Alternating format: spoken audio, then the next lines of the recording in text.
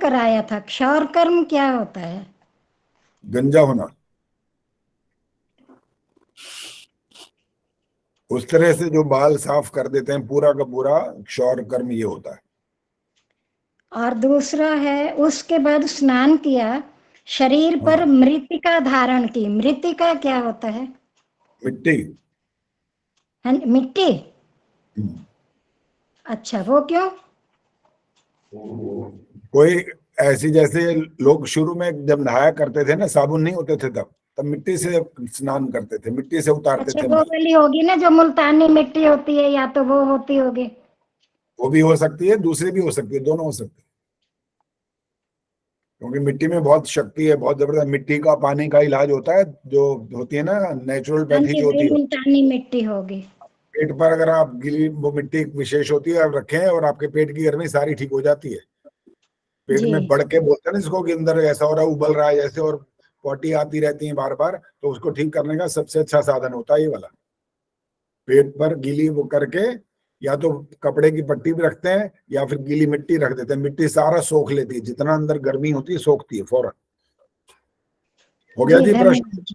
ठीक है, चलो जी अभी। आचार्य जी नमस्ते। हाँ जी, नमस्ते जी। इंदिरा आहूजा जी बोलिए अब। आचार्य जी। जी आचार्य मैं जी नमस्ते। नमस्ते। नमस्ते आचार्य जी।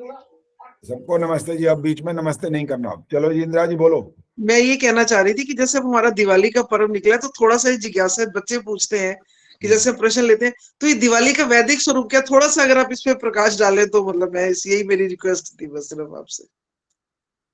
आपको नवान्न मालूम है? नवान्न क्या होता है? हाँ, नव षष्ठी तो मतलब मालूम है कि इस टाइम होता है ये नव षष्ठी वाला, तो ये चीज तो मालूम है जो आपके कि वो। पर्व आते हैं ना, वो आपको ये संदेश देने के लिए आते हैं कि आप धन्यवाद करते रहो, ईश्वर को भूलो नहीं।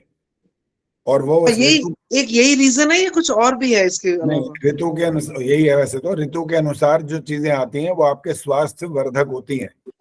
और ऋतु के अनुकूल जो आप नहीं खाते, और जहाँ जो स्टोर किया हुआ लेकर के स्वाद के लिए खाते हो, वो आपको बीमार करती है। और इनका संबंध जो रामलीला से या रामचंद्र जी से या इस तरह से बना हुआ है ना, वो संबंध तो बहुत बाद में जुड़ा है। जब श्री राम आए होंगे तभी, उसके बाद जब वो दीपावली का पर्व बना होगा, उससे पहले से चल रहा है। तो ये तो वेदानुकूल है ना ये वाला, ये बात तो। हाँ जी, हाँ जी, यही, हाँ यही। बस लेकिन इसीलिए। उसमें भी यही कहते हैं, कुछ जगह पे ये संशय आता है कि रामचंद्र जी को तो चैत्र में हुआ था शायद, वो मार्च अप्रैल का महीना होता है वनवास, तो वापसी तो 14 साल मार्च अप्रैल में होनी चाहिए। कई जगह मतलब मैंने सुनी है ये बात, हाँ, सुना है कि ये इसमें भी भी। लिंक नहीं बैठता इतना ज्यादा कोई इसके बात साथ। नहीं, इतना इतना बखेड़ा हम नहीं करते इन बातों के लिए। इतना उसमें क्या फर्क पड़ जाएगा? अब आए थे, अब तब आए थे, जब भी आए थे। और एक बात सुनो, जब कोई घर में आता है मान लो, और उसका जन्मदिन होता है, तो हम जन्मदिन वाले ही तो वो काम करते हैं, उसके आते ही थोड़ी कर लेते हैं शुरू। हाँ, जन्मदिन वाले तक इंतजार करते हैं, सबको बुलाते हैं, सारी व्यवस्था करते हैं, तब जा करके मनाते हैं ऊपर। बनाते बिल्कुल बिल्कुल। ऐसा भी हो सकता है वो कभी भी आए, उससे कोई कोई ज्यादा महत्व नहीं है इस बात का, कि वो इस समय नहीं आए थे, इस समय आए थे, इसी हम पचड़े में पड़ते रहे, कोई फायदा नहीं इसका। अच्छा, हाँ जी, एक बात और थी, बोलो धर्म बोलो। अर्थ काम मोक्ष, जैसे मेरे से मेरी बेटी पूछ लेती है, हाँ हाँ, कहती बोलो। कहीं ये पढ़ने के लिए, जैसे मैं उसको समझाती हूँ आप लोगों से सुन के, वो कहती कहीं ऐसे बुक में कोई ऐसी बुक है जहाँ ये हमें सब पढ़ने को मिले कि धर्म पूर्वक अर्थ कमाना चाहिए, फिर कामनाएं पूर्ण करनी चाहिए, जैसे हम लोग ये सुनते हैं विद्वानों से प्रवचन में, तो कोई ऐसी बुक मतलब इजी सी हो देखो, जहाँ से बच्चों सिर्फ को। सिर्फ आप धर्म अर्थ काम मोक्ष के लिए आपको इतनी लंबी चौड़ी कोई बुक नहीं मिलेगी। सिर्फ संकेत रूप में चीजें मिल जाती हैं, उसको आप विस्तार अपने आप करो। फिर बुद्धिमान हो तो उसका अर्थ समझ लो। धर्म से क्या करना है? धर्म के युक्त होकर के आपको अर्थ कमाना है, और उस धर्म वाले अर्थ से आपको कामनाओं की पूर्ति करनी है। और इस प्रकार से जब चलते रहेंगे, तो आप ईश्वर प्रणिधान वाली बात भी करेंगे, योग भी करेंगे, और आप समाधि की अवस्था भी प्राप्त करेंगे, आप मोक्ष भी प्राप्त करेंगे, सब कुछ मिल जाएगा। ठीक है, ठीक, ठीक। हाँ जी, प्रेम बहल थैंक जी क्या बोलना है आपने? बोलिए। ओम नमस्ते आचार्य जी। हाँ, नमस्ते जी। प्रेम बहल जी बोलो, क्या कहना था आपने? आचार्य जी मैं नमस्ते कर रही थी। अच्छा ठीक है, नमस्ते जी, सबको नमस्ते। चलिए, जब हम अपना वही क्रम शुरू कर रहे हैं, संध्या के मंत्रों के जो अर्थ चल रहे हैं। और ये कौन बताएगा कि कौन सा मंत्र है आज जहां से शुरुआत करनी है? हाँ जी, सरला गुप्ता जी बोलो, कहाँ से है आप? ओम उदीची। हाँ ठीक है, बिल्कुल ठीक है। वही बालाजी ने बोलना था, यही सुनाएंगे आज मंत्र ये वाला। आचार्य जी मंत्र पाठ पहले हाँ हाँ, मंत्र पाठ ठीक है, पहले मंत्र पाठ करेंगे। चलो आदर्श ने याद दिलाया, आदर्श कराएंगे मंत्र। ओम सहनाववतु सहनौ भुनक्तु सह वीर्यं करवावहै तेजस्विनावधीतमस्तु मा विद्विषावहै। ओम शांति शांति शांति। अब आप हवन कराना शुरू कर दो। ठीक बोला, बहुत अच्छा बोला, और स्वर भी बहुत मीठा है ना। तो जो अच्छे ढंग से कर सकते हो उनको प्रचार में लग जाना चाहिए, जितना कर सकें, जितना जैसी जैसी योग्यता बढ़ती जाए उसका प्रयोग करना चाहिए। क्योंकि जो अपने लिए कार्य करता है ना, केवल स्वार्थी होता है, और जिसको जो कुछ आता है वो दूसरों को साथ लेकर के चलता है, तो वो परार्थी कहलाता है, परोपकारी कहलाता है।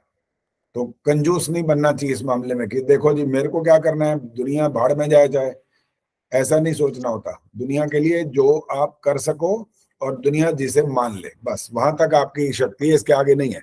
नहीं माने तो कोई जबरदस्ती नहीं है, क्योंकि समझाने का प्रयत्न तो करना होता है। जैसे हम अपने बच्चों के प्रति प्रेम करते हैं और मोहवश तो बहुत कुछ ऐसा कहते रहते हैं, तूने ऐसा नहीं किया तो मैं रोटी नहीं खाऊंगी, देख ले, तूने ये नहीं किया तो मैं वो नहीं करूंगी, मैं ऐसा करूंगी, पता नहीं क्या क्या बोल देते हैं। तो हम भला चाह रहे होते हैं ना अपने बच्चों का, इसलिए हम कुछ कुछ शर्तें लगा देते हैं। तो दूसरों का भी भला चाहना ये आवश्यक होता है। केवल अपने बच्चों का भला चाहना तो एक कर्तव्य की बात होती है, बहुत बड़ी बात नहीं होती है, सामान्य बात होती है। चलो जी, रवि बालाजी शुरू करिए अब। जी।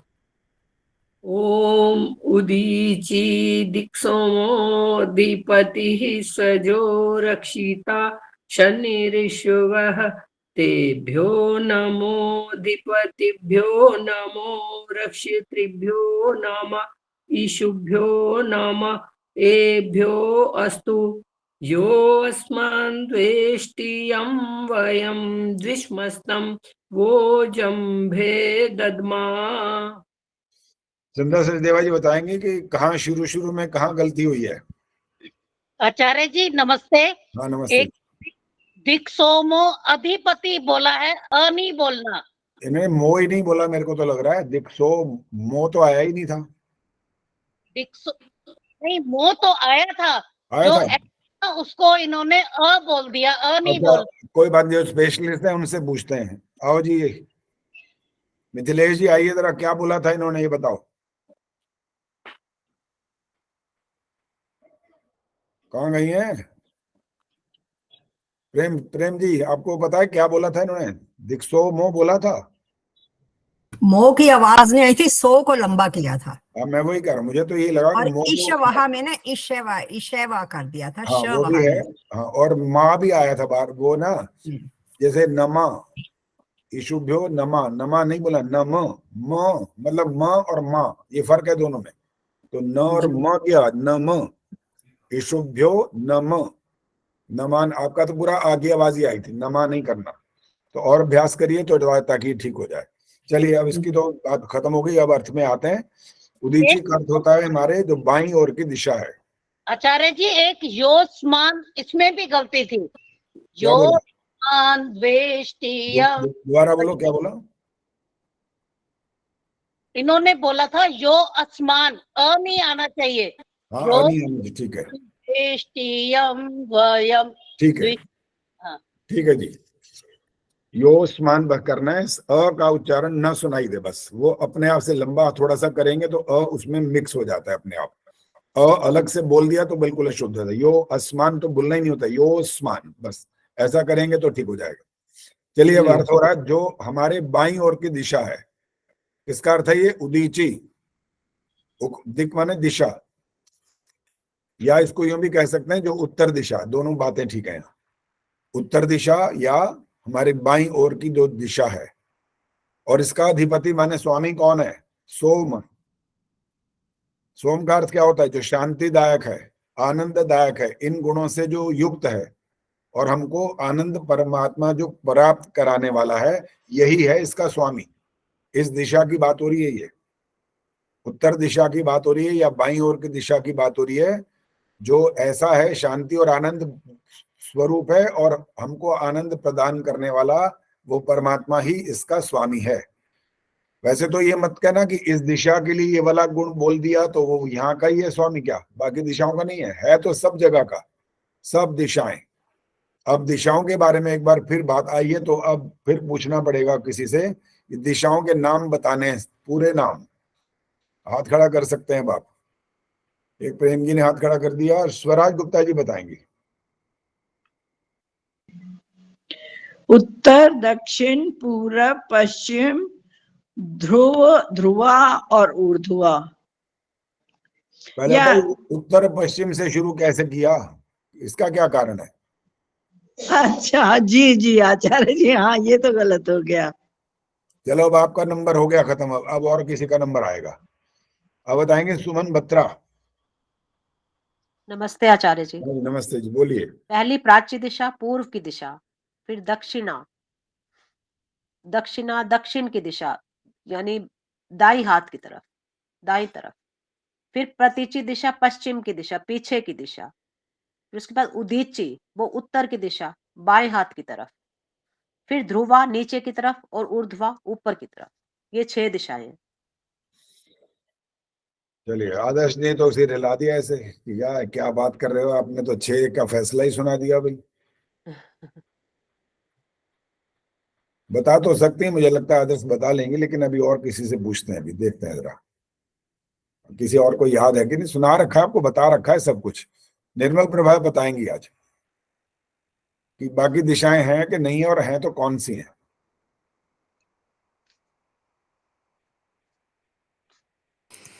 नमस्ते आचार्य जी। हाँ नमस्ते जी। मुझे तो इन्हीं का ही पता है। अच्छा, 6 का पता है। हाँ जी। चलिए ठीक है, माइक बंद करो। अब देखेंगे और किसको पूछना चाहिए। कमला हंस जी, कहाँ छुपे बैठे हो, कहाँ दिखाई तो दे नहीं रहे। कौन सा पीछे पर्दा दिख रहा है, क्या चीज है पीछे? ठीक से बैठा करो, पता लगे कौन बैठा कौन हुआ है। कमला हंस बताएंगे। चलो 6 दिशाएं बता दी, वो दोहरानी नहीं है अब। वो तो आपके इस मनसा परिक्रमा में 6 की 6 आ रही है, आसान है जो आप बोल रहे हैं। आचार्य जी मैं भी वही बता रही थी, पूरब नहीं, ये बोलना नहीं है। 6 ये नहीं बतानी, वो बताने की दोबारा नहीं दोहराना, बस अगर आगे की बताएं तो बताओ, नहीं तो छोड़ो। गार्गी गुप्ता जी बोलिए। आचार्य जी इन्हीं का ही पता है बस। ठीक है, और रवि बालाजी ने भी हाथ खड़ा किया है, सुखवर्षा जी ने भी किया है, प्रेमहंस जी ने भी किया हुआ है। इधर शिक्षा शर्मा बताएंगी। चलो आचार्य जी दिशाओं का तो पता है, एग्जैक्ट पोजीशंस हो सकती है। ईशान, नेत्रेय, आग्नेय और वायव्य। नेत्रेय शब्द अशुद्ध बोला, वो ठीक नहीं है, और क्रम भी गलत है। ये क्रम भी ठीक करना पड़ेगा अभी, वो अभी पता लग जाएगा अभी जब बातें और आगे सामने आएंगी। तो अब जिन्होंने हाथ खड़े किए उनसे सुखवर्षा जी बोलेंगे। जी आचार्य जी, 10 दिशाएं होती हैं, पूर्व, पश्चिम, उत्तर, दक्षिण, ईशान कोण, नैऋत्य कोण, वायव्य कोण, ईशान, नैऋत्य, वायव्य और ध्रुवा और ऊर्ध्वा तो है ही है। कितनी हो गई टोटली? 9 हो गई शायद 9 हुई हैं, एक शायद कहीं मिस्टेक हो रही है। और वो उसका क्रम भी इसीलिए टूट गया, गलत हो गया। चलो जी, सविता कपूर बताएंगे अब। आचार्य जी 4 दिशाओं के अलावा ईशान कोण, आग्नेय, वायव्य और नैऋत्य और ऊपर और नीचे, ये भी गलत हो गया। अब रवि बालाजी बोलेंगी, बोलिए जी। वो 6 तो वो हो गई पहले, और फिर हाँ 6 मत बोलो, आगे बोलो बस। ईशान, आग्नेय, नैऋत्य, वायव्य। चलो जी, प्रेमहंस जी अब आपका नंबर है, बोलिए। हाँ जी। ईशान कोण, वायव्य कोण, नैऋत्य कोण और आग्नेय कोण। ये भी गलत है। मतलब इसकी डायरेक्शन गलत बताई मैंने, सीक्वेंस हाँ। गलत बताई। हाँ, सीक्वेंस की बात हो रही है, सारी बात तो वहीं आ रही है। चलो मिथिलेश बताएंगे। हाँ तो ऐसा है, पहले हमें दक्षिण की अब- तरफ देखेंगे ना, दक्षिण पूर्व में आग्नेय और नहीं अभी पूर्व। नहीं, अब नहीं बोलना, अभी और अच्छा, नहीं बोलना। ठीक है। मिथिलेश जी बोलेंगे अब। हाँ जी, बोलिए। ईशान वायव्य नैऋत आग्नेय, गलत है ये भी। ये आग्नेय शब्द का नहीं पता कहाँ लगेगा, ये तीनों तो आचार्य जी एक ठीक बार है। दोबारा बोलो, मैंने एक गलत नहीं, बोल दिया था। दोबारा नहीं, एक बार तीर निकल गया, बात खत्म हो गई, बस दोबारा अवसर नहीं मिलेगा। मैं बताऊं? रचना धनकर बोलेंगे। नमस्ते चल आचार्य जी। बताओ। आचार्य जी जो 4 तो यही हो गई, पूर्व पश्चिम उत्तर दक्षिण। ये नहीं और बोलना, 4 छह छोड़ दो, 6 वाली छोड़ो, 4 की बात करो बस अब। हाँ मैं उन्हीं की बता रही हूँ आचार्य जी, बोलो। कि पूर्व और उत्तर को मिलाकर, और उत्तर पश्चिम और पश्चिम दक्षिण और दक्षिण पूर्व, ये वाले नाम हमें नहीं चाहिए। ये 4 दिशाएं अलग, और फिर 2 वो 10 हो ये गई नाम पूरी। नहीं चाहिए, ये नहीं चाहिए। मैं बताऊँ आचार्य जी? कौन बोला जी? संतोष। संतोष, पहले कैमरा ऑन करो।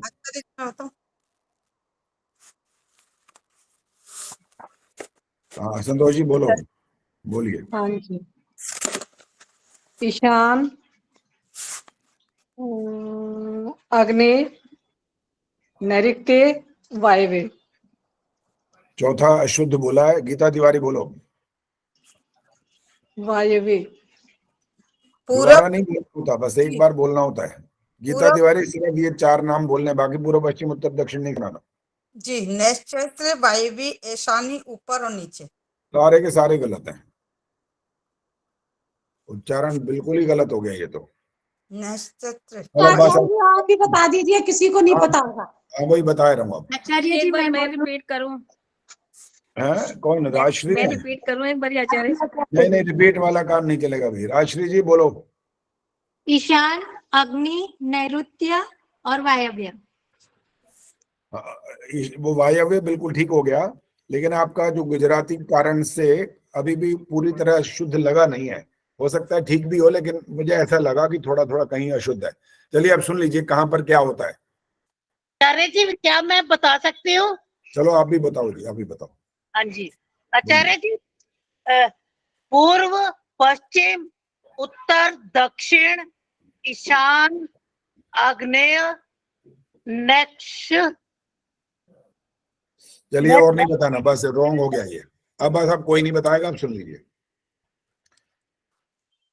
जो पूर्व और उत्तर के बीच में जो दिशा है, जहां पर दीपक रखा जाता है, अब ये इस तरह से आपको आगे से समझाना है, किसी को बताओगे जब। ईशान कौन आचार्य? अब नहीं बोलना, बोलना मना है इसके बाद। जो आपका कार्य हो गया वो समाप्त हो गया, अब सुनने का काम है बस। पूर्व और उत्तर के बीच में एक कोण जो बनता है उसका नाम है ईशान। और इसका एक और क्लियर कर दिया इस बात को, जहां पर दीपक रखा जाता है, दीपक जला करके यजमान जब वहां जिस कोण पर वो स्थापित करता है, यज्ञ कुंड का वो कॉर्नर बनता है जाकर के, इसलिए इसका नाम ईशान कोण है। पूर्व और उत्तर के मध्य है वो कॉर्नर। इसके बाद पूर्व और दक्षिण, इसका नाम है आग्नेय। ये भी कॉर्नर ही बनेगा, अब सारे कॉर्नर ही बनेंगे। वो 4 तो ऐसे आपने गिन लिए हैं वो तो, इसलिए ये दूसरा हुआ आग्नेय। अब तीसरा है जो दक्षिण और पश्चिम के मध्य में आ रहा है वो कोण। आचार्य जी आपने एक बार ही रिपीट कर दीजिए। ईशान आग्नेय।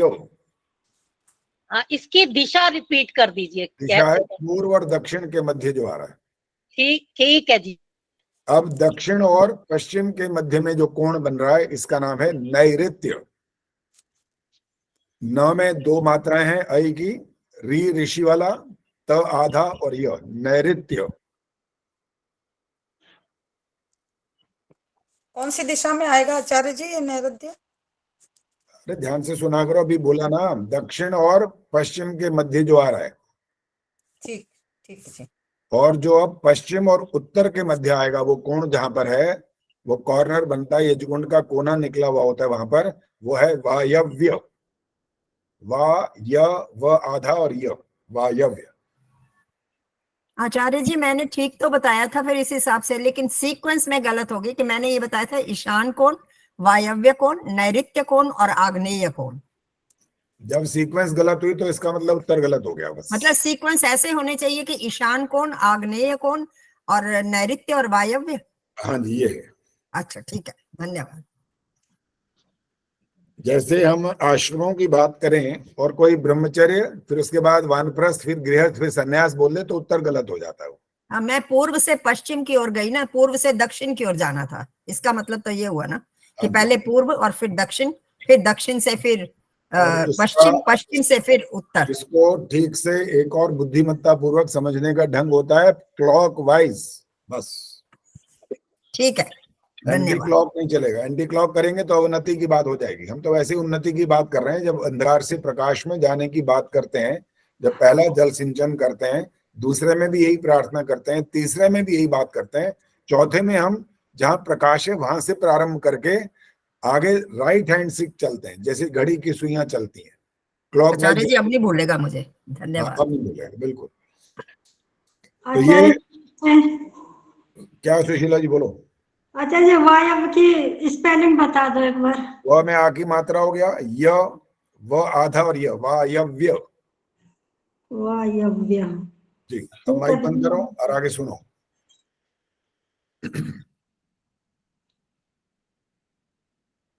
ये 10 दिशाओं को हमने यहाँ पर इसलिए गिन लिया कि हमें एक तो जानकारी होनी चाहिए कि 10 दिशाएं, 4 वैसे वो उप दिशाएं हैं, वो जो ये कोण बोले गए ना, ये उप दिशाएं हैं। बाकी 4 दिशाएं तो पूर्व होती हैं, और एक ध्रुवा और एक ऊर्ध्वा ये भी हैं, जो मनसा परिक्रमा में 6 दिशाओं का वर्णन हो रहा है। अब हम कौन सी दिशा की बात कर रहे हैं? उदीची की। किस तरफ है वो? बाईं ओर, अर्थात उत्तर। और अधिपति कौन है? ईश्वरी है। क्या उसका गुण है विशेष? शांति और आनंद प्रदान करने वाला है, और इसका वो स्वामी है। इसके बाद है स्वजा रक्षिता। स्वजा का अर्थ होता है अजन्मा। रक्षिता माने रक्षक है। ऐसा वो जो ईश्वर है जिसके अंदर शांति और आनंद देने के गुण विराजमान है, वो अजन्मा है। एक यहाँ पर ये स्पष्ट कर दिया गया कि किसी को भी संदेह न रहे किसी भी बात का, चाहे वो कहीं किसी भी देश में रहने वाला हो, अगर वो संध्या करे तो इसको ये बात समझ में आ जानी चाहिए कि ईश्वर कैसा है? स्वजः, अर्थात जन्म न लेने वाला। रक्षिता ने रक्षक है, वो ईश्वर अजन्मा है और सबका रक्षक है। और सबका रक्षक होने का जो ये अजन्मा शब्द है, ये यही सिद्ध कर पाएगा। जो शरीर सहित है वो सबकी रक्षा नहीं कर सकता, वो अपनी भी रक्षा नहीं कर सकता। जो राम भी हुए, चाहे कृष्ण हुए, चाहे महावीर हुए, चाहे बुद्ध हुए, चाहे किसी का नाम ले लो, आखिर तो मृत्यु को प्राप्त हुए। तो शरीरधारी जो होता है वो सबकी रक्षा, क्यों बहुत दूर की बात है, वो अपनी रक्षा भी नहीं कर पाएगा। और अपने अपनों की रक्षा की बात भी करेगा तो गिने चुने बस। जो अजन्मा है, जो सर्वव्यापक है, जो सर्वशक्तिमान है, वही कर सकता है ये काम, शरीरधारी नहीं कर सकता। इसलिए इन बातों को साथ साथ लेकर के चलना चाहिए। जब हम व्याख्यान करें इन बातों का, स्पष्ट करते जाएं बात को, ताकि दिमाग में अच्छी तरह से सबके बैठ जाए, चाहे वो बच्चा हो, चाहे बूढ़ा हो, जवान कोई भी हो। अजन्मा ही होगा जो सबका रक्षा कर पाएगा। जन्म लेने वाला रक्षा नहीं कर सकेगा। जन्म लेने आचार्य जी, हाँ जी बोलो। स्वजा का मतलब तो ये नहीं हुआ स्वयं पैदा होने वाला? नहीं, हर जगह अलग अलग अर्थ होते हैं। सब स्थानों पर एक जैसे अर्थ नहीं होते हैं। जैसे हम गायत्री मंत्र में जो ओम भूर्भुवः बोलते हैं और यज्ञ के प्रारंभ में भी बोलते हैं, दीपक प्रज्वलित करते हैं, तो शब्द वही होते हैं, अर्थ बदलता है।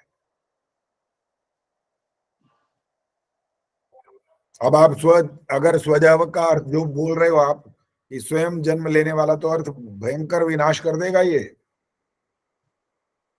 हाँ वो तो ठीक है, लेकिन शब्द के अर्थ के हिसाब से पूछ रहा। हाँ नहीं, शब्द के अर्थ वैसे नहीं लेने होते, प्रसंग के अनुसार।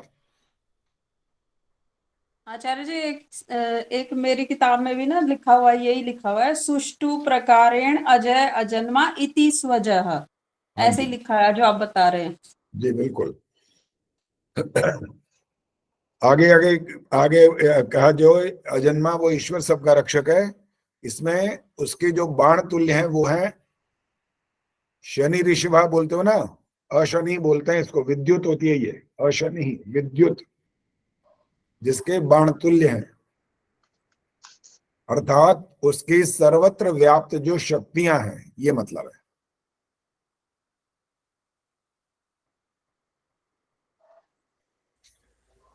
आचार्य जी एक बात सुनिए, अंजू बोलो। मैंने एक किताब में पढ़ा था, मुझे ध्यान तो नहीं आ रहा वो कौन सी थी, उसमें ये लिखा था कि जैसे ये बाण के तुल्य विद्युत दिया है, तो यहाँ पे उसका अर्थ है कि जैसे हार्ट होता है ना लेफ्ट साइड में, तो वो भी तो एक अग्नि के थ्रू ही, तो हमारे शरीर की अग्नि के थ्रू ही पंप करता है ना पूरे बॉडी में, तो उसका यही दिया था कि इस प्रकार से वो वाली विद्युत का दिया था।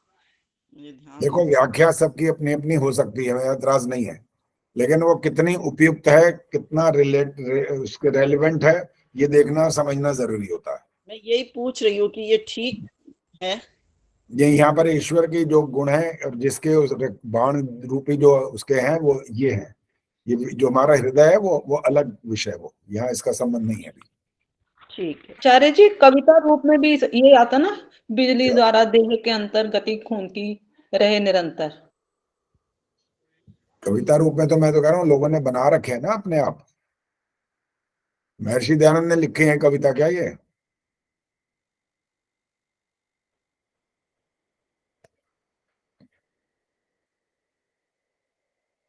उसकी जो सर्वत्र व्याप्त शक्तियां हैं, ये जो विद्युत की बात हम कर रहे हैं उसको और एक्सप्लेन कर सकते हैं आगे। उसकी सर्वत्र व्याप्त जो शक्तियां हैं वो श्रेष्ठों को सुख और आनंद दे करके उनकी रक्षा करती हैं और दुष्टों का विनाश करती हैं, यहां तक है इसका।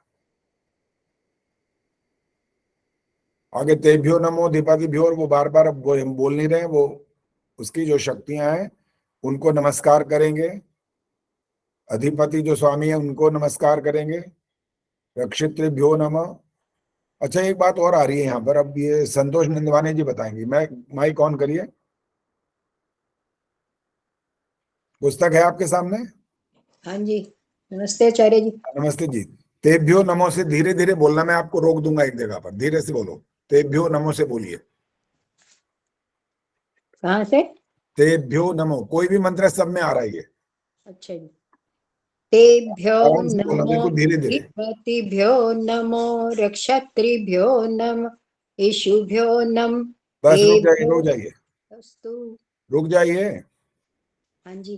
आपको ही बताना है अभी, ये जो पहले आ रहा है तेभ्यो नमो, धीपतिभ्यो नमो, रक्षितृभ्यो नमः क्यों हो गया, ईशुभ्यो नमः क्यों हो गया? ये रक्षत्रिभ्यो नम है, मतलब रक्ष शब्द के भाषा चतुर्थी में एक वचन आता है, कुछ व्याकरण संबंधी आप पूछ रहे हैं कैसे? वो आपको बताना है, मैं नहीं बताऊंगा ना, वो तो आपको बताना है। आपको जो पता है वो बताओ। मिथिलेश बताएंगे। चलो ठीक है, कोई बात नहीं। मिथिलेश जी बताओ। मैं बताती हूँ आचार्य जी। बोलो बोलो। ये स्वर के पहले जो भी अक्षर होगा ना उसका लोप हो जाता है। बस काफी है, अब बाकियों का समझ में आ गया है, बात दोबारा नहीं बोलना, काफी इतना। सबको समझ में आ गया ये बात कि नहीं आई है? जो हम जैसे सुनो अब ध्यान से, तेभ्यो नमो बोल रहे हैं ना, इसके बाद क्या आ रहा है? ध आ रहा है, ये स्वर नहीं है, व्यंजन है ये। फिर रक्षित त्रिभ्यो के बाद जो नम आ रहा है ना, नम इसलिए आ रहा है क्यों? आगे ई आ गया, स्वर आ गया, ईशुभ्यो आ रहा है ना, और उसके बाद ईशुभ्यो फिर नम इसलिए बन रहा है, आगे एभ्यो आ रहा है, ए फिर स्वर आ रहा है। तो मिथिलेश जी ने जो कहा मैंने उसको थोड़ा सा और विस्तार करके बता दिया। जब स्वर आगे आता है तो मात्रा का लोप हो जाता है, वरना अर्थ वही है, नमो ही है, वैसे ही है। इसलिए बोलने में ऐसा करना पड़ता है, जो हम बोल रहे हैं वहां पर ओ की मात्रा नहीं बोल सकते, क्योंकि स्वर के आने पर मात्रा का लोप हो जाता है। आचार्य जी यहाँ भी जो ओ आ रहा है ना, विसर्ग का ओ हो रहा है। यदि यहाँ पर नमा होता तो विसर्ग का लोप हो जाता। हाँ जी, हाँ यही मैं कहने वाली थी कि अ आ जाए तो विसर्ग का लोप होके ओ बन जाता है, और ई और ए आए तो विसर्ग का लोप हो जाता है। ठीक है जी। क्योंकि ई ए का अलग है और अ का अलग है, क्योंकि पहले भी अधिपति है ना, अधिपति तो अ आया है, तो इसलिए विसर्ग की जगह ओ आ गया है, रुको रुको, और उसमें वो आ गया दूसरा। अरे रुको तो, मिथिलेश ये जी बोलो। शब्द है नमः, नमः माने नमस्कार, यहाँ विसर्ग को ओ हो रहा है। यदि यहाँ पर नमः होता तो भी विसर्ग का लोप हो जाता, ओ है तो यहाँ पर विसर्ग का ओ का लोप हो गया। मतलब जो भी अक्षर होगा स्वर से पहले उसका लोप होगा ही होगा। ठीक है जी, अब इस पर और चिंतन नहीं करेंगे, पर्याप्त ही है। आगे चलिए। इसके बाद कौन सा मंत्र आ रहा है, कौन बोलेगा? अब मैं मंत्र वो बोलेंगी नहीं, अभी प्रेम बहल जी बोलिए। नमस्ते आचार्य जी। हाँ नमस्ते जी, बोलिए कौन सा मंत्र है, बोलिए। अब ध्रुवा दिग्विष्णु। हाँ जी बोलिए बोलिए। ओम ध्रुवा दिग्विष्णुरधिपतिः कल्माषग्रीवो रक्षिता विरुद्ध ईशवः तेभ्यो नमो धिपतिभ्यो नमो रक्षितृभ्यो नमः ईशुभ्यो नमः एभ्यो अस्तु योऽस्मान् द्वेष्टियं वयं द्विष्मस्तं वोजम्भे दद्मः। पर नमा वाली जो आ की मात्रा आ गई है बस वो नहीं आनी चाहिए, बाकी ठीक है। नमा नहीं बोलना, क्या बोलना है वहां? रक्षितृभ्यो नम, नम, नमा नहीं, बस इतना ही फर्क है। चलिए अब इसका अर्थ कर रहे हैं। धन्यवाद आचार्य। हाँ जी, ध्रुवा का मतलब है जो नीचे की जो दिशा है, नीचे की ओर दिशा। इसमें कौन है? विष्णु। अधिपति कौन है इसका? विष्णु। विष्णु माने जो सर्वत्र व्याप्त है, सर्वव्यापक आप जब बोलते हैं। इसका स्वामी है कौन? विष्णु। सर्वत्र व्याप्त, सर्वव्यापक जो है वो इस दिशा का स्वामी है। हाँ जी। और आगे का कल, बस माइक बंद रखिए। कलमाश ग्रीवो रक्षिता। कलमाश ग्रीवा माने जो हरित रंग वाले वृक्ष हैं। ग्रीवा माने ग्रीवा के समान है। ग्रीवा क्या होता है? मिथिलेश जी बताएंगे ग्रीवा क्या होता है। ग्रीवा गर्दन को कहते हैं जी। क्यों बोला यहाँ पर इनको गर्दन क्यों कहा? क्योंकि जैसे गर्दन हमारी सीधी रहती है, इसमें पेड़ भी सीधे होते हैं, हरे हरे पेड़। और कौन से पेड़ ऐसे होते हैं जिनकी हरी गर्दन नहीं होती? हाँ, जो ठूंठ हो जाते सीधे हो या टेढ़े हो, ऊपर का जो भाग है, सबसे ऊपर का भाग ग्रीवा, ठीक है। ये गर्दन जिसको बोल रहे हैं सबसे ऊपर का भाग है वो। हरित रंग वाले वृक्ष जिसकी ग्रीवा के समान है, अर्थात आगे और इसको और एक्सप्लेन कर सकते हैं। वह वृक्ष कलमा क्या? कलमाश माने हरित रंग वाले।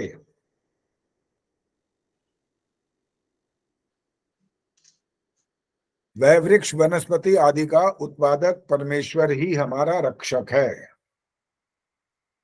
कलमाश ग्रीवो रक्षिता, इनको उत्पन्न करने वाला कौन? आप पैदा कर सकते हैं इन वृक्षों को। और अगर वैज्ञानिकों की भी अगर बात कर लें, उनको बोलो आप संसार की कोई चीज न लें, आप अपनी बनाई हुई कोई चीज दिखाएंगे। आपने बिना कुछ संसार से लिए कुछ बना के दिखा दिया, कुछ नहीं बना सकते कुछ भी। इसको एक थोड़े से उस लहजे में कह सकते हैं, वो मक्खी की टांग भी नहीं बना सकते। बहुत बड़ी बड़ी बातें तो बहुत दूर की बात है, क्योंकि जब तक इस संसार के इन जो ईश्वर ने पदार्थ रचे उनमें से लेंगे नहीं तब तक वो नहीं बना सकते, ये मतलब है।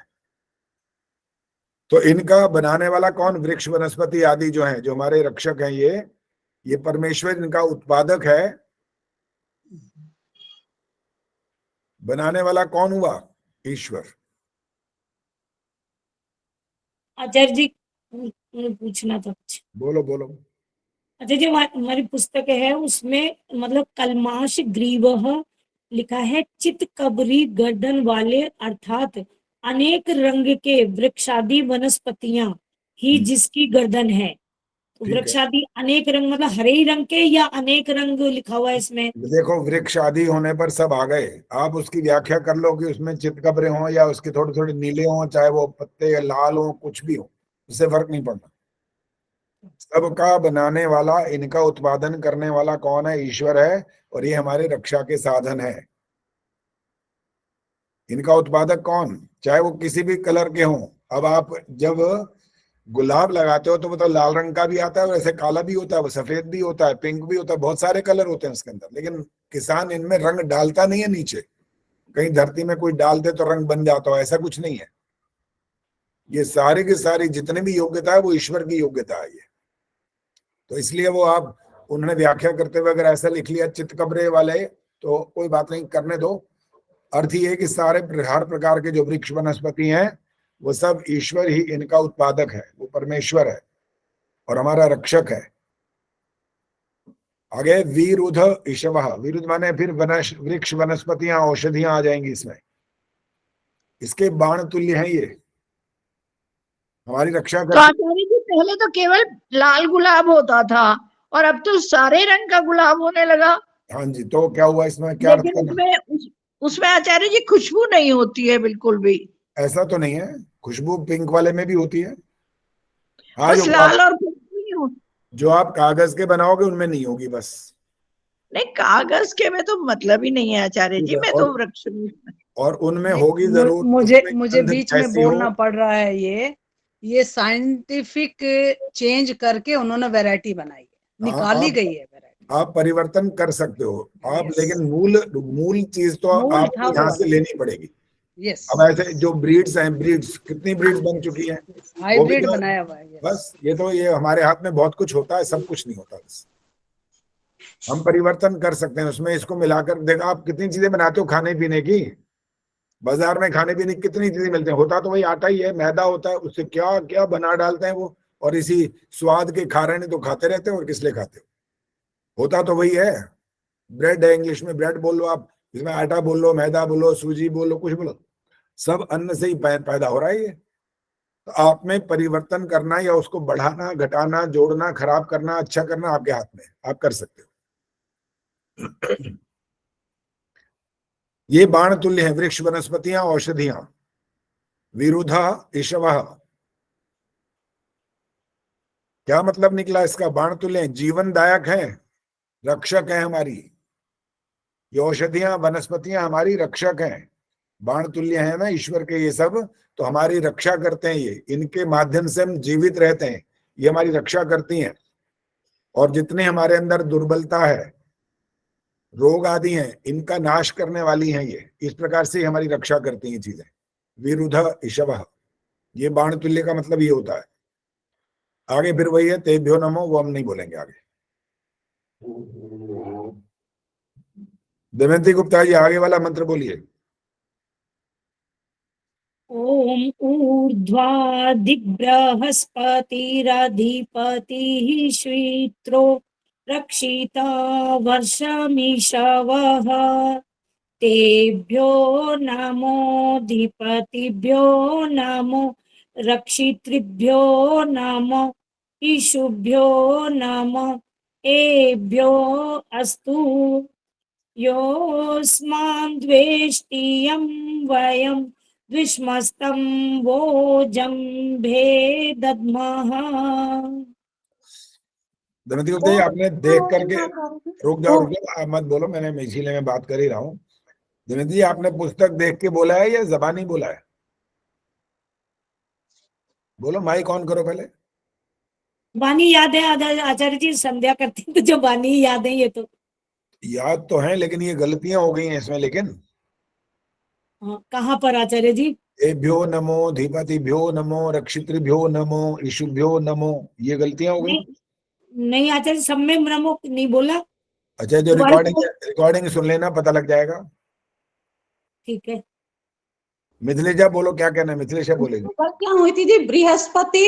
हाँ, बृहस्पति बोला था वो भी, और एक श्वित्रो ठीक नहीं बोला। हाँ जी, श्वित्रो में शाद है, श्वित्रो। और जो मैंने बात कही है वो है कि नहीं है? वो तो जी ठीक थी। क्या नमः बोला है? हाँ जी, पर नमा में ना इनका स्पष्ट नहीं आया। नहीं नहीं, इनका स्पष्ट था, नहीं, नमो ऐसा बोला नहीं, है, नमो ही नमो बोला नहीं। था। ठहरो सारे मत बोलो, प्रेम जी बोलो। हाँ जी, इन्होंने नम बोला है, नमो नहीं बोला था। 100% नमो बोला है चारों में।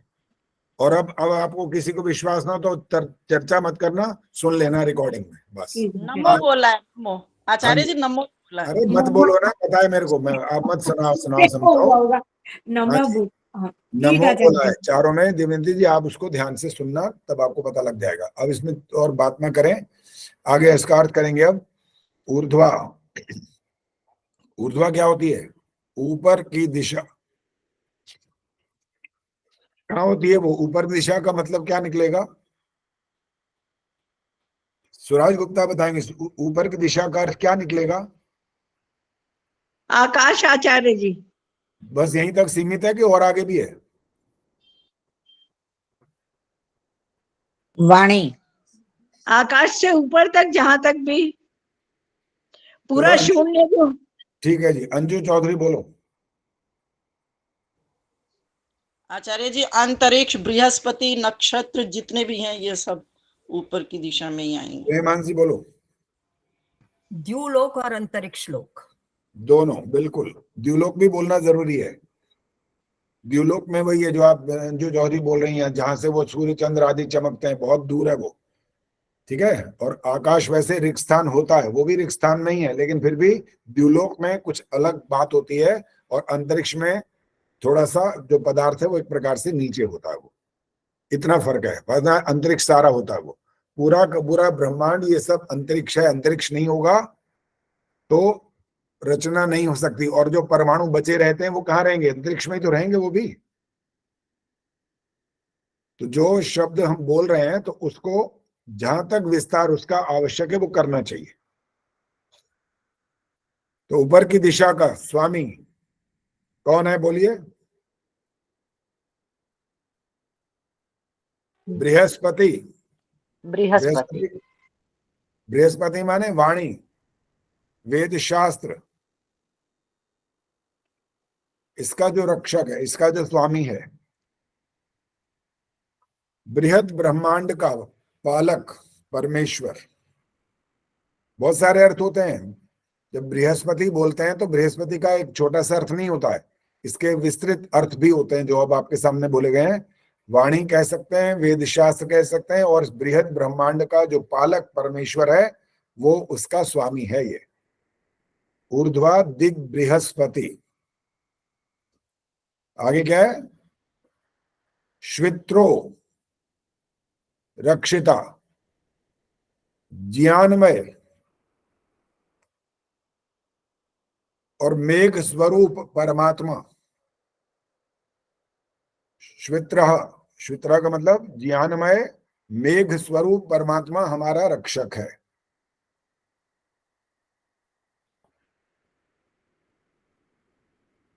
श्वित्रो बोलते हैं या श्वित्रो बोलते हैं जी?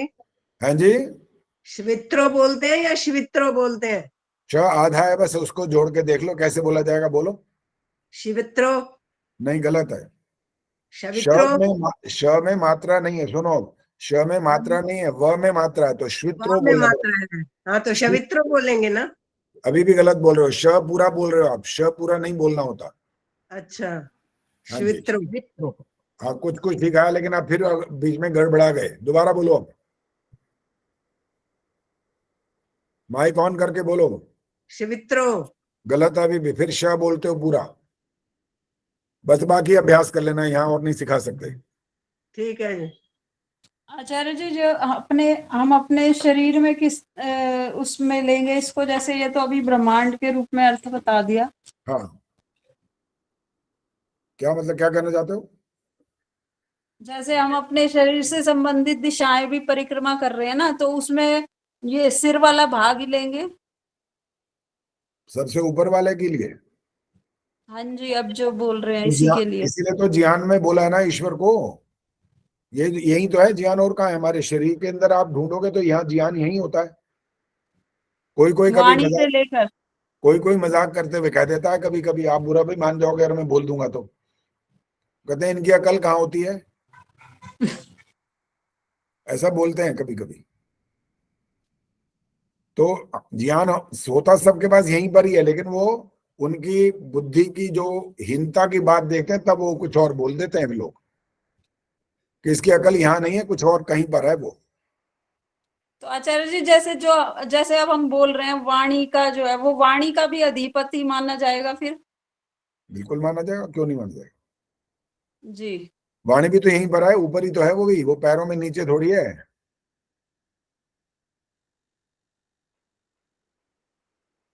वही ज्ञानमय मेघ स्वरूप परमात्मा हमारा रक्षक है। वर्षम ईशवा, वर्षा इसके बाण तुल्य है। और वर्षा का अर्थ बहुत सारे होता है। ज्ञान वर्षा भी होती है, आनंद वर्षा भी होती है, अनेक प्रकार की वर्षाओं का हम प्रयोग कर सकते हैं। सुख की वर्षा भी कर सकते हैं आप।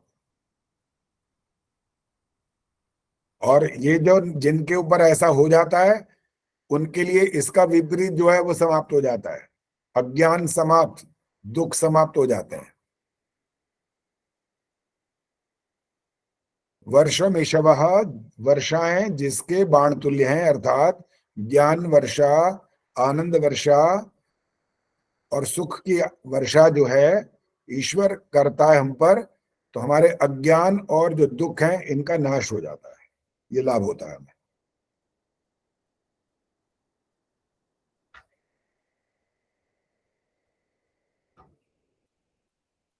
चलो जी, ये 6 दिशाएं अब पूरी हो गई।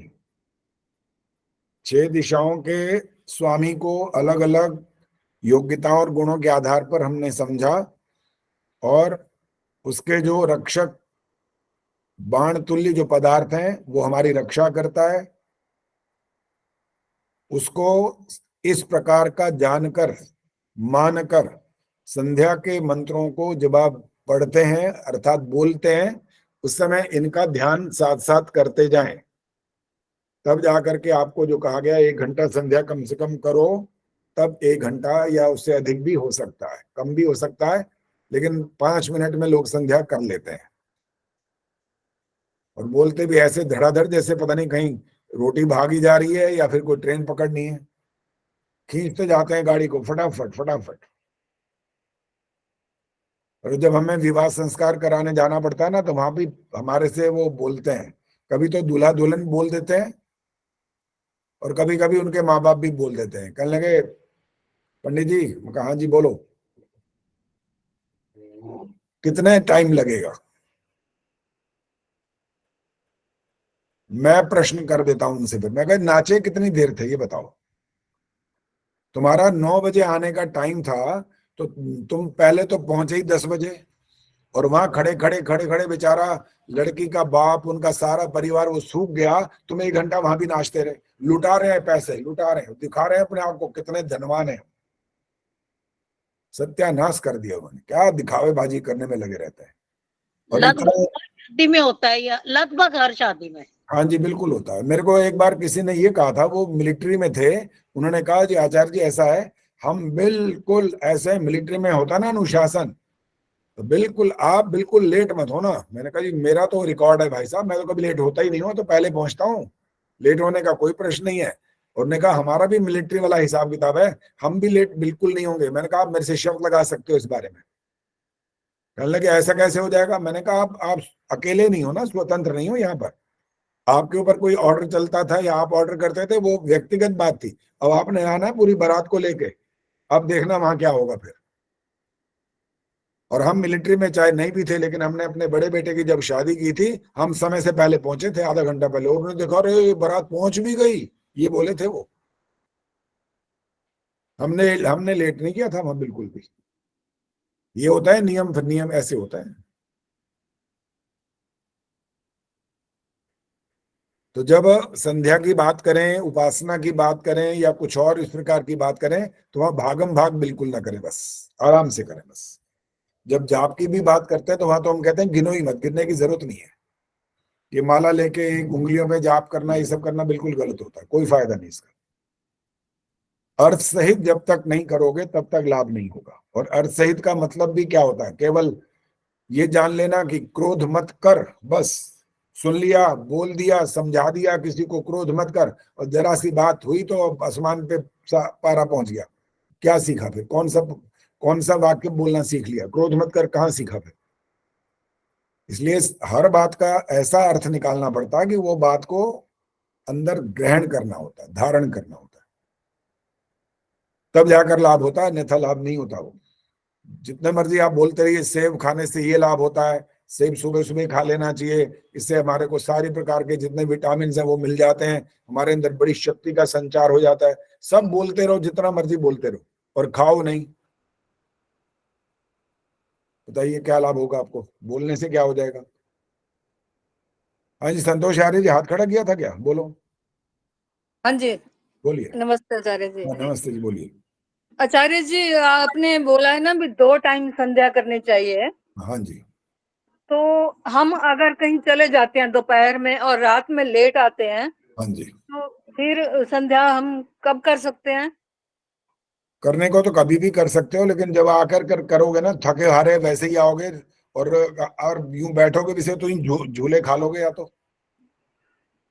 अच्छा, कर सकते हैं? कर तो सकते हैं, क्यों नहीं कर सकते। अब मान लो कभी आप रोटी खाने का समय आपका मान लो 12 या 1 बजे है, और कहीं ऐसी जगह पर हो पहुंच ही नहीं पाया जहां पहुंचना चाहिए था, तो 3 बजे जाके रोटी नहीं खाते क्या? खाते हो ना। हाँ जी। हाँ, तो ऐसा करते हो तो वहां तब ये कर लो। हाँ जी, कर सकते हैं, यही पूछना। आगे सुनो, अगर नियम की बात करो ना तो लिखा है कहाँ जाओ पता है संध्या करने? एकांत में, नदी के किनारे, शांत स्थान पर। घर में मार धाड़ना मच रही हो, इधर उधर बच्चा चिल्ला रहा है, पोपो कर रहा है, ये कर रहा है, खिलाओ पिलाओ, गुस्सा कर रहा है, लड़ाई झगड़ा हो रहा है, कौन सी संध्या होगी फिर? तो इसलिए अगर सारे नियमों की बात करोगे तो नियम तो बहुत कठोर है फिर। इसलिए मैं तो जैसे लेट होती हूँ ना, तो लेटे लेटे भी करती हूँ, तो उसमें भी मन तो लगता है वैसे। तो ठीक है, लेटे लेटे नींद ना आ जाए बस, बाकी कर सकते हो, कोई मना नहीं। ठीक है, धन्यवाद। हाँ, कोई उपासना करते करते ऐसा लीन हो जाए उसमें कि ले सो ही जाए। अभी तो योस्मान द्वेष्टियम चल रहा था, नींद ही आ गई, खत्म हो गई संध्या वहीं पर। तो अगर आप लेटे लेटे देखो, बीमार होता है ना व्यक्ति, आखिर कभी अस्वस्थ हो जाता है तो वो लेट करके कर सकता है, उसको मना नहीं किया गया। ये नहीं कहा उसको नहाओ पहले, ऐसा नहीं कहा गया। मन आपका शुद्ध पवित्र है तो आप कर सकते हो, कोई इसमें गलत नहीं है। शरीर की दृष्टि से हम अस्वस्थ हो जाते हैं, लेकिन मन की दृष्टि से तो हम स्वस्थ रह सकते हैं ना। वह आप कर सकते हो, लेटे लेटे कर सकते हो, कुर्सी पे बैठे बैठे भी कर सकते हो, लेकिन शर्त फिर वही सारी वही जुड़ेंगी कि उनमें नियम का पालन होता रहे। ये ना हो कि वहां पर नींद आ जाए या हम किसी से बातचीत कर रहे हैं, फिर ये सब मना है वहां पर, फिर वो नहीं कर सकते आप। आचार्य जी, बोलो जी। कभी कभी ना, मतलब जैसे करते तो अर्थों सहित ही, मन मन में अर्थ का विचार करते हैं, कभी कभी ना अर्थ मिस हो जाता है, ध्यान कहीं और चला जाता है। वो भागता ही है मन, तो छोटा नहीं है बहुत, ऐसा नहीं है कि वो आपका नौकर है। नौकर है नहीं, अभी बनाने के लिए कहा तो गया इसको नौकर बनाओ, ये तुम्हारा मालिक ना बन जाए, लेकिन ये मालिक बन करके रहता है ज्यादातर। ये कहता है आज तो ये खाना है, अब गया घर में, भैया आज ये चीज नहीं है, कैसे नहीं है, लेके आओ, जाओ लेके आओ, अभी लेके आओ, अभी के अभी। ये नहीं बनाओगे तो आज हड़ताल, भूख हड़ताल हो जाएगी फिर। ये जो कुछ होता है ना, ये मन हमारा राजा होता है, तब ऐसा होता है। मन को नौकर बनाओ, थोड़ी सी मिर्च ज्यादा डल गई, डाली नहीं डल गई, कोई बात नहीं, रोना धोना क्यों मचा रहे हो, इतना गुस्सा क्यों कर रहे हो? नमक जरा सा ज्यादा हो गया तो क्या है, तो वह मचानी है, क्यों? हो गया तो हो गया, क्या हो गया फिर? इसमें मर जाएंगे एक दिन में? मरेंगे तो नहीं ना, तो चुपचाप उसको खा लो। बताओ जरूर, बताने में कोई आपत्ति नहीं है, बता दो कि ये ऐसा आज ज्यादा है, इसका आगे से ध्यान रखा करो, कोई बात नहीं, बताना चाहिए। लेकिन उसके लिए लड़ाई झगड़ा करना ये गलत है। हाँ जी, कौन हाथ खड़ा कर रहा था अभी इधर? सुशीला जी बोलो। आचार्य, जैसे अक्षरों को जोड़ के शब्द बनता है, इंग्लिश में स्पेलिंग कहते हैं, हाँ हाँ, हिंदी में शायद वर्तनी कहते हैं, संस्कृत में क्या बोलते हैं इसे? ये तो वो बताएंगे मिथिलेश जी। मिथिलेश जी बताओ क्या बोलते हैं इनका? अभी प्रश्न दोबारा से बोलना सुशीला जी। दोबारा प्रश्न सुनाओ जी, प्रश्न दोबारा सुनाओ। जैसे अक्षरों को जोड़कर शब्द बनता है तो इंग्लिश में तो स्पेलिंग कहते हैं, हिंदी में वर्तनी कहते हैं, संस्कृत में क्या बोलते हैं उसे? शब्दों का संधि संधि कहते हैं उनको, जो जोड़ देते हैं। नहीं मिथिलेश जी बोलेंगे, बाकी मत बोला करो भाई, जिससे बात की है वही बोलेगा, ताकि बीच में जोड़ देते हैं उनको हम संधि से जोड़ते हैं। और शब्द नहीं, रुको रुको, वर्णों को तो हम संधि से जोड़ते हैं, शब्दों को समास से जोड़ते हैं। जैसे विद्या और आलय दोनों शब्द अलग हैं। हाँ जी। और वैसे वर्ण करो तो व जमा ई जमा द जमा य जमा आ, ये वर्ण हो गए। और विद्या, रुक जाओ, अभी इन्होंने सबसे पहले ये बोला कि जो इंग्लिश वाले जो शब्द हैं उनको स्पेलिंग बोलते हैं, तो स्पेलिंग में तो कोई और ही अर्थ निकल आया। ये शब्द बोलते हैं कि उनको, तो फिर नहीं वो बात ठीक है, लेकिन स्पेलिंग शब्द बोल गए तो वो तो एक होता है, उस बात को ठीक से समझना कि क्या जोड़ना पूछा था कि जोड़ने में शब्दों को क्या, वही कारण इनका जो प्रश्न था वही थोड़ा थोड़ा गलत चला गया, वो ठीक नहीं रहा पूरा। उसको क्या बोलते हैं ये पूछा मैंने, संस्कृत में क्या बोलते हैं वो ठीक है, लेकिन आपने कहा इंग्लिश में जब वो जोड़ते हैं तो स्पेलिंग नहीं, वो अलग चीज है। वो शब्दों का जोड़ना इंग्लिश में कुछ भी आप बोलो, जो होता हो मुझे नहीं पता क्या है, लेकिन उसका नाम स्पेलिंग नहीं रख सकते आप। हाँ, वर्ड्स होते हैं, वर्ड हो गई ना, और वर्ड हो गए, वर्ड हो गया, शब्दों में जोड़कर सेंटेंस हो गया। इंग्लिश में वर्ड और संस्कृत में शब्द, हिंदी में शब्द, संस्कृत में पता नहीं वर्ण। स्पेलिंग को पूछ रही है कि क्या बोलते हैं, स्पेलिंग को वर्ण बोलते हैं। आप लोग सारे ट्रांसलेट कर रहे हो, स्वर व्यंजन तो वर्ड्स हो गए ना, और शब्द हो गए, और शब्दावली हो गई, वर्ण होते हैं, वो वर्ण हिंदी। होते हैं, वर्ण, संस्कृत वर्णावली। जो है, हिंदी जो है संस्कृत से बनी है, तो शब्द के ही हिसाब से होगा। शशि जी बोलते हैं संस्कृत में वर्ण बोलेंगे, वर्ण। अच्छा चलो एक मिनट ठहर दो। अभी ये सुशीला जी, ये प्रश्न आया क्यों दिमाग में, ऐसा क्या चीज रह गई है? ऐसे आ गया जी से। ऐसे ही कोई प्रश्न ऐसे ही आ जाते हैं जिनका ज्यादा मतलब निकलता भी नहीं है, वो दूसरा अर्थ निकल आया उसमें। स्पेलिंग में आप पहुंच गए, स्पेलिंग तो इसका कोई संबंध नहीं था यहाँ पर, स्पेलिंग तो बिल्कुल अलग चीज थी वहां पर। चलिए, वो समास भी पता लग गया आपको, संधि भी पता लग गई, ठीक है। हाँ जी, दोनों चीजों का अपना अपना स्थान है। हिंदी में भी होते हैं समास और संधि, और हिंदी संस्कृत में भी, दोनों में होते हैं ये तो दोनों एक जैसे होती थी। हिंदी व्याकरण संस्कृत व्याकरण एक जैसी है। हाँ, लेकिन हिंदी में एक वचन और फिर बहुवचन है, संस्कृत में एक वचन, द्विवचन, बहुवचन। ये तो अंतर है, हर चीज बड़ी है। हाँ जी, वहां ज्यादा है, मूल तो वही भाषा ना, इसीलिए। हिंदी में 11 स्वर, तो संस्कृत में 13, डबल री और री। हाँ जी, हाँ जी, भी होता है, ठीक है। चलो जी, अब आगे चल रहे हैं। क्या टाइम हो गया पहले देखें, समय क्या है, अभी है टाइम। एक मैंने पूछना था। हाँ, पूछो। जैसे संध्या शुरू करते हैं तो ये जो मंत्र ओम शन्नो देवी, मतलब इसका आपने अर्थ जो था, आप कह रहे अर्थ दिमाग में, एक लाइन में अर्थ नहीं आता, तो उसमें उलझ जाती हूँ मैं, तो ये पता नहीं क्यों। तो आप पढ़ के अर्थ बोल दो, कोई बात नहीं। और पढ़ने के बाद जो अर्थ आपको समझ में आना शुरू हुआ कि एक एक शब्द का अर्थ आप समझ पा रहे हो, तो उस पर चिंतन भी साथ करो। सिर्फ नहीं अर्थ बोल दिया, बोलने से नहीं होता है कुछ भी, बता रहा हूं आपको। मैंने भी उदाहरण दिया था, सेब बोलने से क्या हो जाएगा, आप चाहे लिखते रहो चाहे बोलते रहो, उससे क्या होगा? असली काम कब होगा? जब खाओगे तब उसका लाभ होगा। ऐसे ही संध्या के मंत्रों, यज्ञ के मंत्रों, आपकी उपासना हो, आप जाप करो, कुछ भी करो, केवल बोलने से नहीं होगा। बोलने के बाद उसका अर्थ पता हो, और अर्थ पता होने के बाद उसको जीवन में धारण करो, तब लाभ होगा। गायत्री मंत्र के जाप से पता है किसको कितना बड़ा लाभ हुआ था, पता है आपको? हाँ जी, एम्स का अस्पताल में इसका रिसर्च हुई है। हाँ जी, बिल्कुल, एम्स अस्पताल में।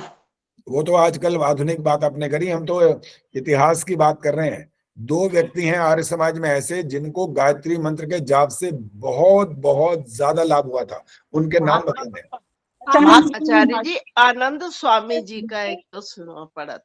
हाँ, ठीक बात है, आनंद स्वामी जी और महात्मा गुरु विरजानंद जी, हाँ, स्वामी विरजानंद जी, बिल्कुल ठीक है। ये 2 व्यक्ति ऐसे हैं जिनको गायत्री मंत्र से इतना जबरदस्त लाभ हुआ। और विरजानंद जी तो पानी में गले तक यहाँ खड़े होकर के जाप करते थे, गंगा के जल में खड़े होकर, और उन्हें प्रज्ञा चक्षु होते हुए भी देखो कितना जबरदस्त ज्ञान विज्ञान प्राप्त किया, और अपने चेले को स्वामी दयानंद जी को ऐसा बना दिया, इतना बड़ा विद्वान बना दिया कि उन्होंने फिर आर्य समाज की स्थापना की, और आज आप और हम इन बारे में बातचीत कर रहे हैं। इसीलिए आचार्य जी गायत्री मंत्र के कितने नाम हैं? गायत्री मंत्र, गुरु मंत्र, सावित्री मंत्र, महामंत्र। हाँ जी, और किसी भी मंत्र के इतने नाम नहीं है। बिल्कुल बिल्कुल। तो इन मंत्रों को जब आप बोलेंगे, चाहे संध्या के माध्यम से बोल रहे हो, चाहे गायत्री माला की जैसे लोग जाप करते हैं, माला के रूप में मत करिए, करना है तो बिना गिने हुए करिए, और अर्थ साथ साथ उसका चिंतन करते जाइए, तब जाकर के आपको असली लाभ होगा। बोलो जी सुशीला ढाका जी, बोलो क्या बोलना है। आचार्य जी, ईश्वर को सच्चिदानंद बोलते हैं, किसको? तो हम इसका अर्थ ये मानते हैं कि जो सदा से है, चेतन स्वरूप है, आनंद स्वरूप है। हाँ, आपने हाँ। कुछ और अर्थ बताया था, अगर वो बता दो तो। अबे समझ नहीं आई बात, क्या कही आपने, आराम से बोलो। ईश्वर को सच्चिदानंद स्वरूप कहते हैं ना, हाँ जी, हाँ जी।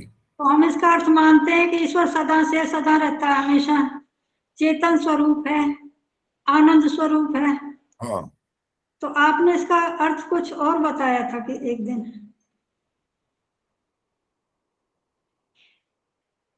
प्रसंग याद है कि सिर्फ मैंने ऐसे ही बोला था कि ये अर्थ नहीं है, कुछ और होता है? मैं बताती हूँ आचार्य जी, ये क्या अभी नहीं बोला, रुक जाओ, इनसे ही पूछने दो भी। नहीं, आपने अर्थ बता रहे थे तो बताया था, काफी दिन हो गए, साल हो गया होगा शायद, मेरे याद नहीं रहा वो। अच्छा, 1 मिनट होल्ड करो, ये बैटरी लो हो गई है, मैं लाके लेके आ रहा हूँ। देखो सुशीला जी, मैं बताती हूँ इतने, जैसे ना 3 पदार्थ अनादि है ना, ईश्वर। मिथिलेश जी मेरे को एक बात बता दो पहले, ये जो शुरू करते हैं शन्नो देवी का मंत्र शुरू करते हैं ना, शन्नो देवी रभिष्टा, ये मंत्र शुरू करते हैं, तो इसका मेरे को मतलब थोड़ा सा आप बता दो। आपो भवन्तु पीता है, ये तीनों का अर्थ थोड़ा सा बता दो। बताया था आप थे नहीं क्या? और सबसे पहले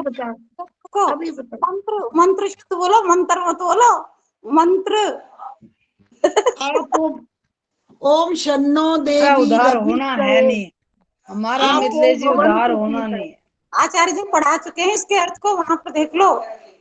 हाँ जी, रुक जाओ, भी क्या बात हो रही पहले। मेरे को वहाँ पे नहीं लिखा हुआ, मेरे पास इसका अर्थ नहीं है। आपो भवन्तु अर्थ पूछ रहे हैं। कौन से मंत्र का? आपो भवन्तु पीते, इसका अर्थ नहीं पता। आपो भवन्तु पीते का मतलब नहीं पता? हाँ हाँ जी, हाँ। पहले वाले का कैसे पता लग गया? फिर शन्नो देवी का कैसे पता लग गया? वो पहले वाले का लिखा हुआ है, इन तीनों अक्षर का नहीं लिखा हुआ। आपो भवन्तु पीते का नहीं पता? हाँ जी। आपा माने क्या होता है पता है आपको? ये नहीं पता ना, ये नहीं पता। आपा का अर्थ जल भी होता है और सर्वव्यापक परमेश्वर भी होता है।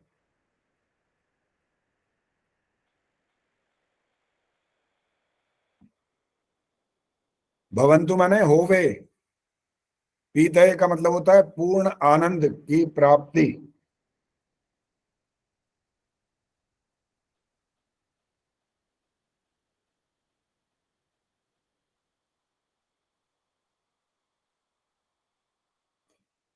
पूर्ण आनंद का अर्थ क्या निकलेगा?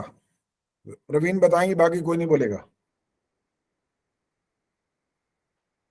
माइक ऑन करके बोलो। किस चीज का पूछ रहे हैं? पूर्ण आनंद का मतलब क्या निकलेगा?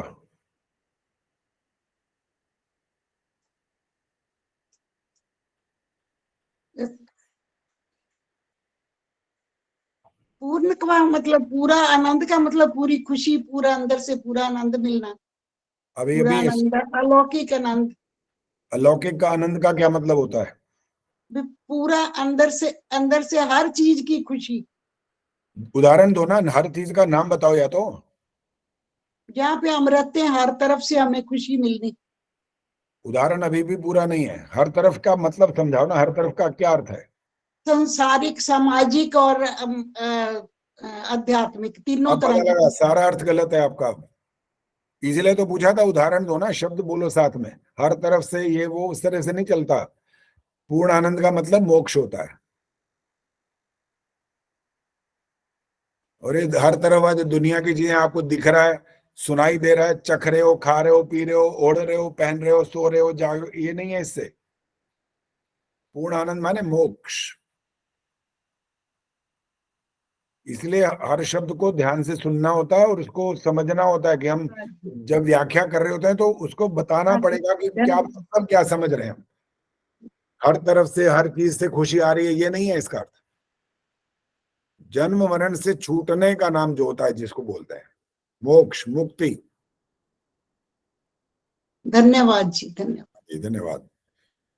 चलो जी, और मंत्रों का अर्थ तो आप नहीं करेंगे अभी, 5-7 मिनट जो भी हैं उसमें कुछ और बात करेंगे। जिसने कुछ पूछना है वो प्रश्न कर सकता है, कोई भी। आज सरोज बोलेगी कुछ। सरोज कहाँ गई? ये सच्चिदानंद का मतलब पूछ रही थी। हाँ, मर रही हूँ मैं, यही हूँ आचार्य जी। अच्छा, सरोज पहले पूछा, सच्चिदानंद बता देते हैं पहले। सरोज क्या बात, कुछ बोलते नहीं अब? नहीं, क्योंकि मुझे तो यूं लगने लग गया कि क्या हम कहाँ शांति से पड़े थे, क्या क्या करना पड़ेगा ऊपर, मोक्ष तो मिलेगा नहीं, ये तो पता चल गया। अच्छा, मोक्ष ऐसे नहीं मिलेगा या कभी मिलेगा ही नहीं, कैसे, क्या समझ रहे नहीं हो? मिलेगा, ये तो पूर्ण, इस चीज की तो गारंटी है कि मोक्ष तो मिलना नहीं है, क्योंकि इतना तरीके से विधि विधान से जो आप बता रहे हो उसमें तो हम 0% है। अच्छा, मान लो, रुक जाओ, छोटा छोटा प्रश्न उत्तर करना पड़ेगा। मान लो अभी 0% है और ये सब सुन रहे हो जी, इसका लाभ होगा कि ये बिल्कुल इसका जीरो ही लाभ रहेगा? तो मुझे हो रहा है, इसका लाभ तो मुझे पूर्णतः हो रहा है कि मुझे ये सब समझ में आ गया। आपको बता देती हूँ मैं कि इसने पूछा कि ऐसे कर लेती हूँ गायत्री मंत्र, मैंने कहा एक लाइन का मुझे अर्थ समझाओ गायत्री मंत्र का। सारे ऐसे आंख फाड़ के आपको पता है, मैंने कहा पता है, थोड़ी देर में बताऊंगी मैं, ऐसे मैंने कहा। लेकिन तुम जो कर रही हो 1 घंटे से इस मंदिर के सामने टन टन टन टन गायत्री मंत्र, इसका मेरे को मतलब समझा दो। तो दूसरी बार तो मुझे बुलाया नहीं उन्होंने, तो ठीक है। इसलिए ये समझ में आ गया कि बिना ज्ञान के हमने दिया भी नहीं जलाना, बस सीधी सी बात है। तो ज्ञान तो आ रहा है आचार्य, नो डाउट अबाउट। काफी है। सबसे पहला जो आपका वेद है ना, वो ऋग्वेद जो है वो ज्ञान से ही प्रारंभ करती है बात को। इसके बगैर तो आप कुछ करने, कर्म पर आ गए ना तो आप 90% अच्छा लग रहा है, अच्छा लगता है आचार्य जी, नो डाउट अबाउट। अब जैसे मिथिलेश जी से क्लास का लेने का मेरे को यहाँ बैठ के मुझे क्या संस्कृत की जरूरत है, लेकिन मुझे आनंद आ रहा है। आनंद क्यों आ रहा है? क्योंकि इसके भावार्थ समझ रही हूँ मैं। ठीक है, तो ये इतना है मेरे। चलो जी, सच्चिदानंद वो पूछा था, वो बोलो, माइक ऑन करो। सुशीला को ढाका कुछ। हाँ सुशीला जी, आप बोलो, अब क्या पूछना था आपने, दोबारा बोलो। सच्चिदानंद का आपने ये बोला था, जो मुझे याद है, कि मैंने ये अर्थ नहीं बताया था, ये कहा ना आपने? हाँ जी। और मैं यही पूछ रहा हूँ, इसका प्रसंग भी पता है कि कौन से प्रसंग की बात थी जिसके कारण मेरे को ये कहना पड़ा? मुझे तो अभी समझ नहीं आ रहा कि मैंने ये कब कहा था। कोई मंत्र का अर्थ बोला था या वैसे ही बोल दिया था, क्या था ये, इसलिए पूछा है। अर्थ बता रहे थे, सच्चिदानंद स्वरूप का अर्थ बताया था तब आपने। सच्चिदानंद स्वरूप का अर्थ क्या बताया था? जो सदा रहता है और चेतन है और आनंद स्वरूप है। ये क्या कहा था? ये नहीं है ईश्वर, ये कहा था? नहीं, ये तो कहा था, कुछ और भी विस्तार किया था, इसका अर्थ का विस्तार से समझाया था कुछ। अच्छा, चलो जब फिर समय आएगा फिर बताएंगे, विस्तार तो फिर समझ नहीं आ रहा। ये कहना चाह रही है कि सच्चिदानंद का ना अलग अलग अर्थ बताओ। तो खुद ही बता रही है, सत माने सदा रहने वाला, चेतन, ज्ञान स्वरूप। जैसे ईश्वर, जीव, प्रकृति 3 चीज है ना अनादि। तो प्रकृति जो है वो सत कहलाती है, वो रहती है। जीवात्मा के अंदर 2 गुण रहते हैं, सत और चित। और परमात्मा के अंदर 3 गुण रहते हैं, सत, चित, आनंद। अच्छा, ये वाला कहना चाहते थे क्या? नहीं, और कुछ विस्तार से बताया था, वो मेरे याद नहीं है। चलो कोई बात नहीं है तो कोई बात नहीं, जब कभी प्रसंग आएगा तो फिर हो सकता है फिर दिमाग में बात आ जाए तो और अच्छी तरह विस्तार कर पाएंगे। आचार्य जी आपने बताया था सत का कि भगवान सत्य स्वरूप है, वो सदा वर्तमान अर्थात भूत भविष्य सब कालों में वो वर्तमान होते हैं और अबाध रूप से वर्तमान होते हैं, ये आपने बोला था सत्य के लिए। ठीक है,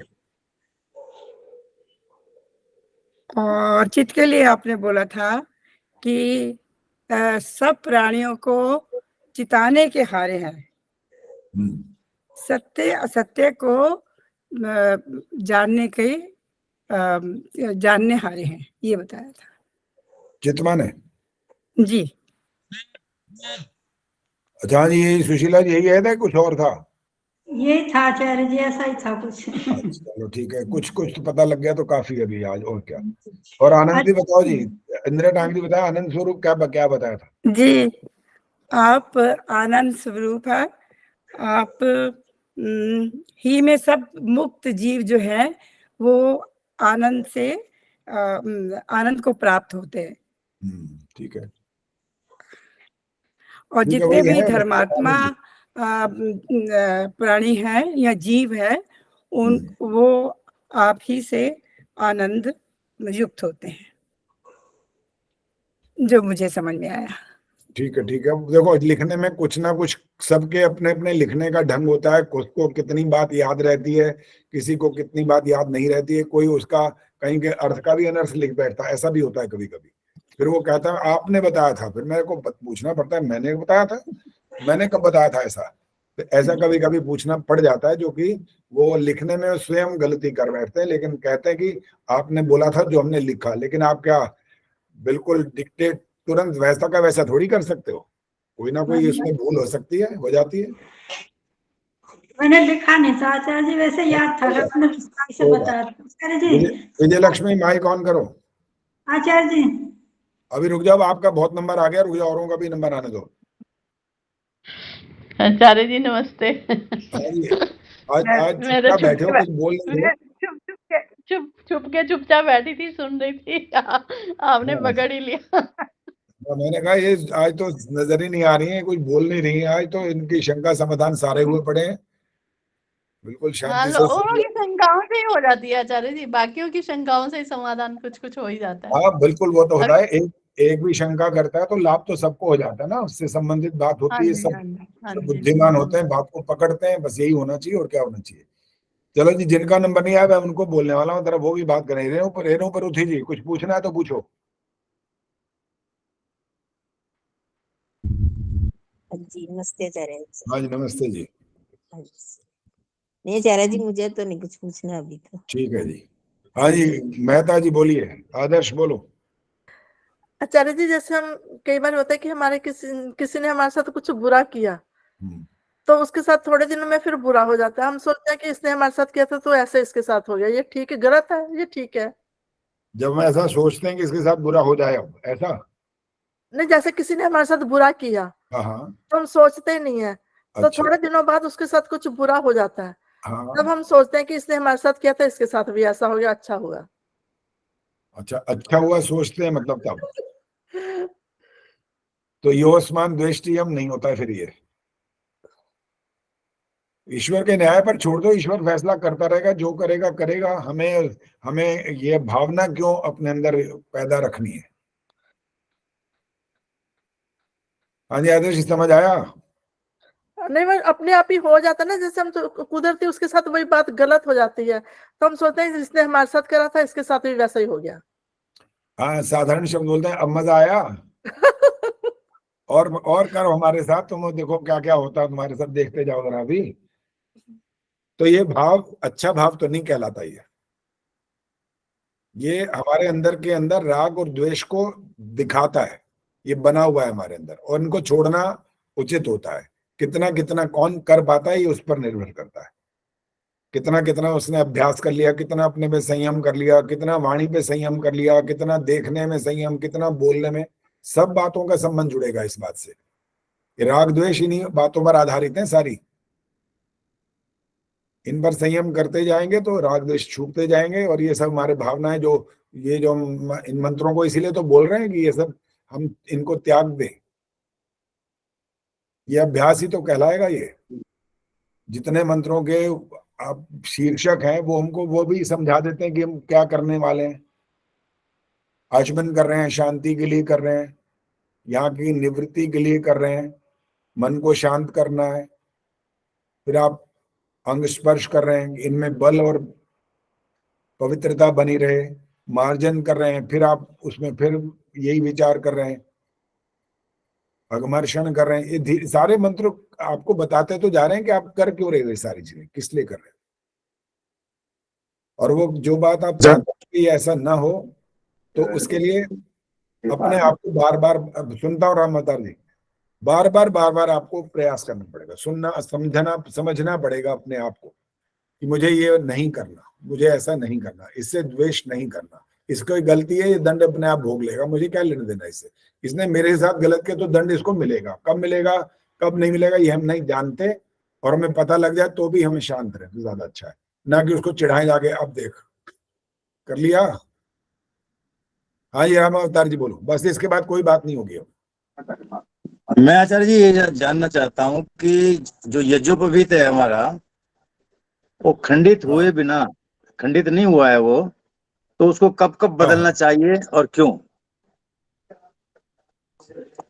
देखो, नएपन का अपना एक महत्व होता है। उस नवीनता का मतलब होता है कि आप दोबारा से नयापन लेकर के उससे जुड़ जाइए अच्छी तरह से, उसका अर्थ समझिए, उसका विचार करिए, ये जो और उससे प्रेरणा लेते रहे। कभी कभी जब पुरानी चीज पड़ी होती है ना हमारी कहीं, फिर हम उसका विचार करना ही भूल जाते हैं, पढ़िए क्या कर रहे हैं, कोई लाभ ही नहीं हो रहा इसका, क्योंकि वो नवीनता को दोबारा पैदा करना है। नवीनता का मतलब उस पर फिर गंभीरता से चिंतन करना है कि ये मेरे को ये समझाने के लिए पहनाया गया है। और कब त्याग करना चाहिए? खंडित होने का मतलब ये क्या जो कह रहे हैं कि हम टूट जाए वो जाए, वो तो तभी तुरंत बदलो। और एक तो ठीक है जी, लेकिन बिना खंडित हुए पर्व जब आता है तब बदलना पड़ता है वो, जरूरी है जी। श्रावणी उपाकर्म वाले दिन बदलते हैं। मैं आचार्य जी से पूछ रहा हूँ जी, आप जरा शांत रहें। हाँ जी, ये बदलना ही पड़ेगा क्या, जरूरी है? हाँ बदलना चाहिए। चाहिए एक बात है जी, लेकिन हाँ चाहिए, बदलना हम चाहिए। साफ कर लेते हैं, धो लेते हैं उसको, फर्स्ट क्लास चमका देते हैं। वैसे तो कोई फर्क नहीं पड़ता। देखो, समझना तो आपको अपने मन को समझाना है। खंडित हो गया तो बदलना ही पड़ेगा कभी भी, और खंडित तो बदलना ही है। आप अगर उस पर डटे हुए हो, बिल्कुल सब ठीक ठाक कर रहे हो तो कोई बात नहीं है, मत ना बदल। ठीक है। हाँ जी, बस अब कोई प्रश्न नहीं होगा। शांति पाठ। ओम द्यौः शांतिरंतरिक्षं शांति, पृथिवी शांतिरापः शांतिरोषधयः शांति, वनस्पतयः शांतिर्विश्वे देवाः शांतिर्ब्रह्म शांति, सर्वं शांति शांतिरेव शांति, सा मा शांतिरेधि। ओम शांति शांति शांति। जो बोले सो अभय। वैदिक जय हो। जगत गुरु महर्षि दयानंद की जय हो। भारत माता की जय हो। हमारी समाज वेद की ज्योति जलती रहे, ओम का झंडा ऊंचा रहे, वैदिक ध्वनि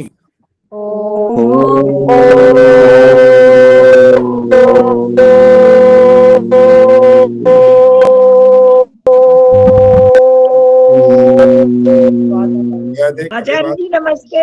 सभी को नमस्ते।